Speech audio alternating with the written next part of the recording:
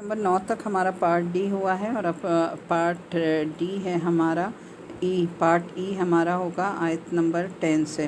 اب وہی سورہ طلاق کی کنٹینیو ہے. اور آخرت میں ہم نے ان کے لیے ایک سخت عذاب تیار کر رکھا ہے، لہٰذا اے عقل والو جو ایمان لائے ہو، اللہ سے ڈرتے رہو. اللہ نے تمہارے پاس ایک سراپا نصیحت بھیجی ہے، یعنی وہ رسول جو تمہارے سامنے روشنی دینے والی اللہ کی آیتیں پڑھ کر سناتے ہیں، تاکہ جو لوگ ایمان لائے ہیں اور جنہوں نے نیک عمل کی ہیں ان کو اندھیروں سے نکال کر روشنی میں لے آئیں. اور جو شخص اللہ پر ایمان لے آئے اور نیک عمل کرے، اللہ اس کو ایسے باغات میں داخل کرے گا جس کے نیچے نہریں بہتی ہوں گی، جہاں جنتی لوگ ہمیشہ ہمیشہ رہیں گے.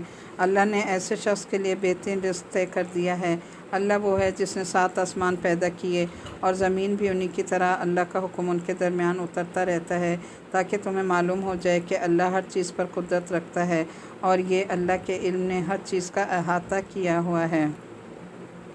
آیت نمبر 10 میں دیکھیں کہ تمہیں اللہ تعالیٰ کے حضور جواب دہی کے احساس سے ڈرتے رہنا چاہیے. یہی وہ احساس ہے جو تمہارے لیے ان احکام پر عمل کرنا آسان بنا دے گا. اور آیت نمبر 12 میں ہے کہ آسمانوں کی طرح زمین بھی 7 ہیں، البتہ ان کی تفصیل قرآن مجید حدیث نے نہیں بتائی کہ یہ 7 زمینیں طے بہ ہیں یا ان کے درمیان فاصلہ ہے. اور قرآن مجید کے مقصد کے لیے ساری تفصیلات جاننا ضروری بھی نہیں. اس آیت کا اصل مقصد یہ ہے کہ کائنات کے ان حقائق سے اللہ تعالیٰ کی قدرت کاملہ اور حکمت بالغہ پر ایمان لانا ہی قلب سلیم کا تقاضا ہے. سورہ تحریم ہے، اس کا پہلے وہ دیکھ لیجیے گا تھوڑا سا انٹروڈکشن.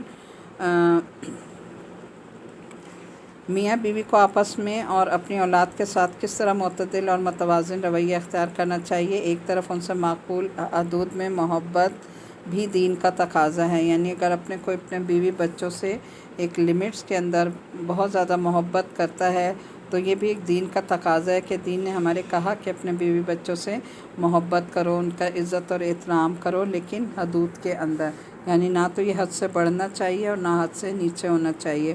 اور دوسری طرف ان کی یہ نگرانی بھی ضروری ہے کہ وہ اللہ تعالیٰ کے احکام سے انحراف نہ کریں، یعنی اللہ تعالیٰ کے احکام جو ہے اس میں وہ نہیں ہونے چاہیے ڈسٹرب. اسی سلسلے میں ایک واقعہ خود حضرت صلی اللہ علیہ وسلم کے ساتھ پیش آیا تھا کہ اپنی کچھ ازواج مطہرات کی خوشنودی کی خاطر آپ نے ایک قسم کھا لی تھی کہ میں آئندہ شہد نہیں پیوں گا. اسی کی تفصیل جو ہے وہ آئی ہے. اللہ تعالیٰ نے آپ سے یہ فرمایا کہ جو چیز اللہ تعالیٰ نے آپ کے لیے حلال کی ہے اسے آپ اپنے اوپر کیوں حرام کرتے ہیں. اسی لیے سورت کا نام تحریم رکھا گیا، جس کے معنی کیا ہے؟ حرام کرنا. سورہ تحریم بسم اللہ الرحمن الرحیم، مدنی سورت ہے. یا ایھا النبی لما تحرم ما احل اللہ لک تبتغی مرضات ازواجک واللہ غفور الرحیم. قد فرض اللہ لکم تحلۃ ایمانکم واللہ مولاکم وہو العلیم الحکیم. شروع اللہ کے نام سے جو بڑا مہربان نہایت رحم کرنے والا ہے. نبی صلی اللہ علیہ وسلم، جو چیز اللہ نے تمہارے لیے حلال کی ہے تم اپنی بیویوں کی خوشنودی حاصل کرنے کے لیے اسے کیوں حرام کرتے ہو؟ اور اللہ بہت بخشنے والا بہت مہربان ہے. اللہ نے تمہاری قسموں سے نکلنے کا طریقہ مقرر کر دیا، اور اللہ تمہارا کارساز ہے، اور وہی ہے جس کا علم بھی کامل ہے، حکمت بھی کامل.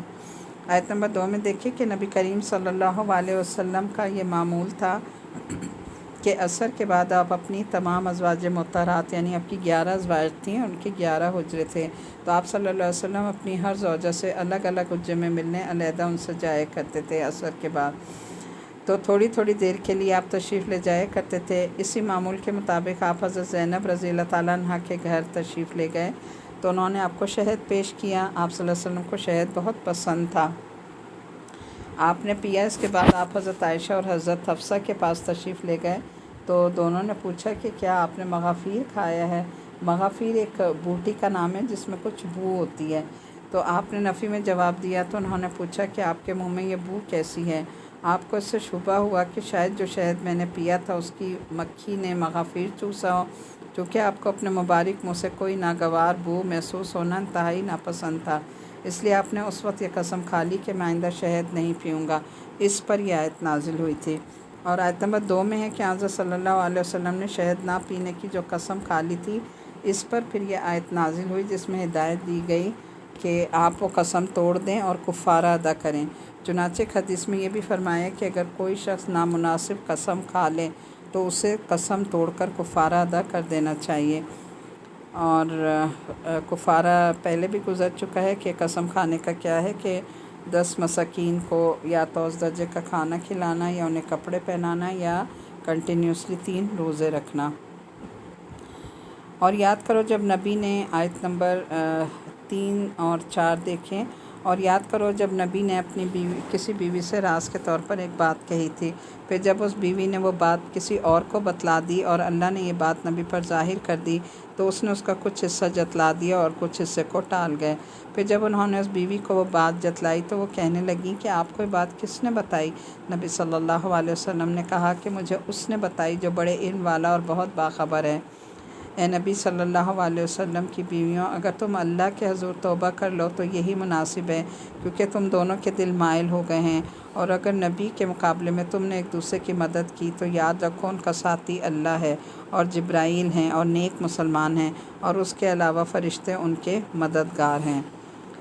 आयत नंबर 3 में है कि राज की बात जो थी वो आपने हज़रत हफ्सा रज़ी अल्लाह ताला अन्हा से फ़रमाई थी कि मैंने शहद ना पीने की कसम खा ली है, मगर ये बात आप किसी और को ना बताएं, ताकि हज़रत ज़ैनब जिनके घर में आप शहद नोश फरमाते थे उनका दिल ना टूटे। यानी आपको अपने अज़वाज का इतना ज़्यादा उनसे मोहब्बत थी, इतना प्यार था कि आप ये नहीं चाहते थे कि किसी तरह भी उनका दिल दुखे या कोई ऐसी बात हो जिसकी वजह से वो डिसहार्ट हों। तो आपने मना फरमाया कि आप ये बात आगे ना करना।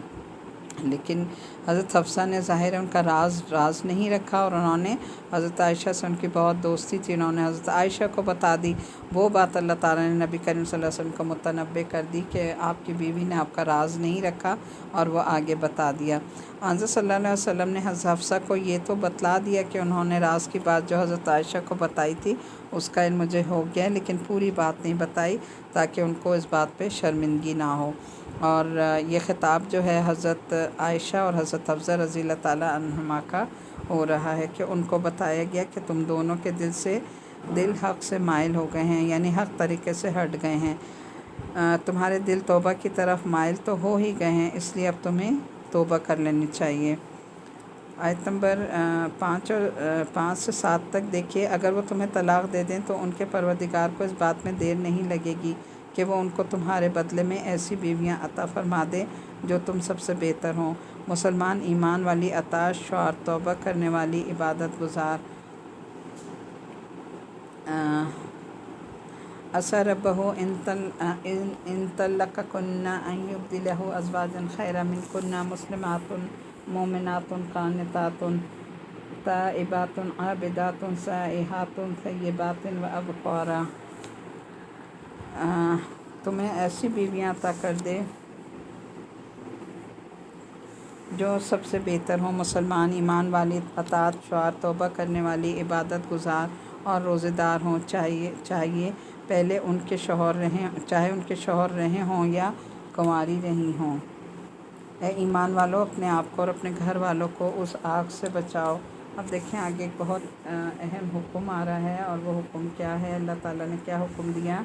या अय्युहल्लज़ीना आमनु कु अनफुसकुम व अहलिकुम नारा वक़ूदुहन नास वल हिजारतु अलैहि मलाइकतुन ग़िलाज़ुन शिदादुन ला यअसूनल्लाह मा अमरहुम व यफ़अलूना मा युअमरून। ए ईमान वालों, जो ईमान लाए हो, अपने और अपने घर वालों को आग से बचाओ जिसका ईंधन इंसान और पत्थर होंगे। उस पर सख्त कड़े मिजाज के फ़रिश्ते मुक़र्रर हैं जो अल्लाह के किसी हुक्म में उसकी नाफरमानी नहीं करते, और वही करते हैं जिसका उन्हें हुक्म दिया जाता है। ए कुफ़र इख्तियार करने वालों, आज माज़रतें पेश मत करो, तुम्हें उन्हीं अमाल का बदला दिया जा रहा है जो तुम करते रहे हो। अब देखें आयत नंबर 6 में है कि पत्थर से मुराद पत्थर के वो बुत हैं जिन्हें बुत परस्त लोग पूजा किया करते थे। इनको दोज़ख में इबरत के तौर पर डाला जाएगा ताकि बुत परस्त इन पत्थरों का अंजाम देखें जिन्हें उन्होंने खुदा बनाया हुआ था। आगे देखें आयत नंबर 8 और 9। ए ईमान वालों, अल्लाह के हुज़ूर सच्ची तौबा करो, कुछ बैद नहीं कि तुम्हारा परवरदिगार तुम्हारी बुराइयां तुमसे झाड़ दे और तुम्हें ऐसे बागात में दाखिल कर दे जिनके नीचे नहरें बहती हैं। उस दिन जब अल्लाह नबी को और जो लोग उनके साथ ईमान लाए हैं उनको रुसवा नहीं करेगा, उनका नूर उनके आगे और उनके दाएं तरफ होगा। یوم لا یخزی اللہ النبی والذین آمنوا معہ نورہم یسعی بین ایدیہم وبایمانہم یقولون ربنا اتمم لنا نورنا واغفر لنا انک علی کل شیء قدیر۔ وہ کہہ رہے ہوں گے کہ اے ہمارے پروردگار، ہمارے لیے اس نور کو مکمل کر دیجئے اور ہماری مغفرت فرما دیجئے، یقیناً آپ ہر چیز پر پوری قدرت رکھنے والے ہیں۔ یہ جو ہے وہ ہے دعائے نور بھی ہے، اور آیت جو ہے یہ نور بڑھانے کی ہے، تو اس کو ہائی لائٹ کر لیجئے گا اور اسے یاد کر لیجئے۔ اس کے علاوہ دعائے نور ہے، قیامت کے دن جب انسان ایک ایک چیز کو ترس رہا ہوگا، نور کے لیے ترس رہا ہوگا، اس وقت یہ دعائیں اور یہ چیزیں جو ہے فائدہ دیں گی۔ تو اس دعا کو بھی بہت زیادہ مانگا کیجئے، اللہ تعالی ہمارے نور کو بڑھائے۔ اے نبی صلی اللہ علیہ وسلم، کافروں اور منافقوں سے جہاد کرو اور ان کے مقابلے میں سخت ہو جاؤ۔ یا ایھا النبی جاہد الکفار والمنافقین واغلظ علیہم ومأواہم جہنم وبئس المصیر۔ ان کے مقابلے میں سخت ہو جاؤ اور ان کا ٹھکانہ جہنم ہے اور بہت ہی برا ٹھکانہ ہے۔ یعنی آیت نمبر 8 میں ہے کہ جب تمام لوگ پل صراط پر سے گزر رہے ہوں گے، وہاں ہر انسان کا ایمان اس کے سامنے نور بن کر اس کا راستہ دکھائے گا، جتنا جس کا نور ہوگا اسی راستے میں وہ چلے گا۔ آیت نمبر 9 میں ہے کہ جہاد کے معنی دراصل جد و جہد کے ہیں، یعنی جہد سے نکلا ہے، جہد کے معنی کوشش کرنا۔ اس میں پورا من جد و جہد بھی داخل ہے، جس کے ذریعے کسی کو دین کی دعوت دی جائے اور دین کی نشر و اشاعت اور اس کی تنفیذ کے لیے جو کام کیا جاتا ہے دین کو پھیلانے کے لیے، اور مسلح جد و جہد بھی داخل ہے، جس کے ذریعے دشمن کا مقابلہ کیا جائے۔ مگر یہ مسلح جد و جہد کافروں ہی کے مقابلے میں ہو سکتی ہے۔ منافق چونکہ اپنے آپ کو مسلمان ظاہر کرتے ہیں، اس لیے دنیا میں ان کے ساتھ مسلمانوں ہی کا سا معاملہ کیا جاتا ہے، اور عام حالات میں ان سے لڑائی نہیں کی جاتی الا یہ کہ وہ خود بغاوت پر اتر آئیں۔ آیت نمبر 10 سے 12 تک دیکھیں۔ جن لوگوں نے کفر اختیار کیا ہے، اللہ ان کے لیے نوح کی بیوی اور لوط علیہ السلام کی بیوی کی مثال پیش کرتا ہے۔ یہ دونوں ہمارے دو ایسے بندوں کے نکاح میں تھیں جو بہت نیک تھے، پھر انہوں نے ان کے ساتھ بے وفائی کی تو وہ دونوں اللہ کے مقابلے میں ان کے کچھ بھی کام نہ آئے، اور ان کی بیویوں سے کہا گیا کہ دوسرے جانے والوں کے ساتھ تم بھی جہنم میں چلی جاؤ۔ تو آیت نمبر 10 میں دیکھیں، حضرت نوح علیہ السلام کی بیوی لوگوں سے اپنے مقدس شوہر کو مجنون کہا کرتی تھی، اور حضرت نوح علیہ السلام کے جو راز ان کے دشمنوں کو بتا دیا کرتی تھی، اور حضرت لوط علیہ السلام کی بیوی بھی آپ کے دشمنوں کی مدد کیا کرتی تھی۔ یہ مثال دے کر اللہ تعالیٰ متنبع فرما رہے ہیں کہ کسی قریب ترین رشتہ دار کا بھی ایمان انسان کو فائدہ نہیں دے سکتا جب تک کہ وہ خود ایمان نہ لے آئے۔ آگے دیکھیے کہ اور جن لوگوں نے ایمان اختیار کیا ہے، وَضَرَبَ اللَّهُ مَثَلًا لِّلَّذِينَ آمَنُوا امْرَأَتَ فِرْعَوْنَ إِذْ قالت رب ابْنِ لِي عِندَكَ بَيْتًا فِي الْجَنَّةِ وَنَجِّنِي مِنْ فِرْعَوْنَ وَعَمَلِهِ وَنَجِّنِي مِنَ الْقَوْمِ الظَّالِمِينَ وَمَرْيَمَ ابْنَتَ عِمْرَانَ الَّتِي أَحْصَنَتْ فَرْجَهَا فَنَفَخْنَا فِيهِ مِنْ رُوحِنَا وَصَدَّقَتْ بِكَلِمَاتِ رَبِّهَا وَكُتُبِهِ وَكَانَتْ مِنَ الْقَانِتِينَ۔ نیز فرعون کی بیوی کی مثال پیش کرتا ہے، جب اس نے کہا تھا کہ میرے پروردگار میرے لیے اپنے پاس جنت میں ایک گھر بنا دے اور مجھے فرعون اور اس کے عمل سے نجات دے دے اور مجھے ظالم لوگوں سے بھی نجات عطا فرما۔ نیز عمران کی بیٹی مریم کو مثال کے طور پر پیش کرتا ہے، جنہوں نے اپنی عصمت کی حفاظت کی تو ہم نے اس میں اپنی روح پھونک دی، اور انہوں نے اپنے پروردگار کی باتوں اور اس کی کتابوں کی تصدیق کی، اور وہ عطا شعار لوگوں میں سے تھی۔ اب دیکھیں آیت نمبر 11 میں یہ بتایا گیا ہے کہ فرعون کی بیوی کا نام آسیہ تھا، اور جب حضرت موسیٰ علیہ السلام کو اللہ تعالیٰ نے جادوگروں پر فتح عطا فرمائی تو ان جادوگروں کے ساتھ وہ بھی حضرت موسیٰ علیہ السلام پر ایمان لے آئی تھیں، جس کے نتیجے میں فرعون نے ان پر بہت ظلم ڈھائے۔ اس موقع پر انہوں نے یہ دعا فرمائی، اور بعض روایت میں آتا ہے کہ فرعون نے ان کے ہاتھ پاؤں میں میخیں گاڑ کر اوپر سے ایک پتھر پھینکنے کا ارادہ کیا تھا۔ استغفر اللہ، کتنے ظلم کرتا تھا نا، لیکن اس سے پہلے ہی اللہ تعالیٰ نے ان کی روح قبض فرما لی تھی، اور کہتے ہیں کہ حضرت آسیہ کا گھر جو اللہ تعالیٰ تعالیٰ نے محل اپنے گھر کے برابر بالکل قریب ان کا محل بنایا ہے۔ ظاہر ہے اتنی نیک خاتون کے اتنا ایمان اترا ہوا تھا کہ اتنے ظلم سہنے کے بعد بھی صرف اللہ تعالیٰ سے یہ دعا کی کہ اللہ اپنے گھر کے قریب میرا گھر بنا دے اور مجھے ظالم لوگوں سے نجات دے۔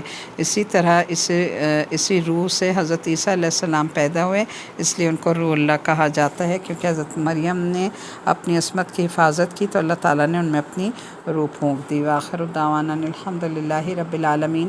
الحمدللہ یہاں ہمارا 28واں پارہ مکمل ہو گیا ہے۔ انشاءاللہ تعالیٰ کل ہم 29واں پارہ کریں گے۔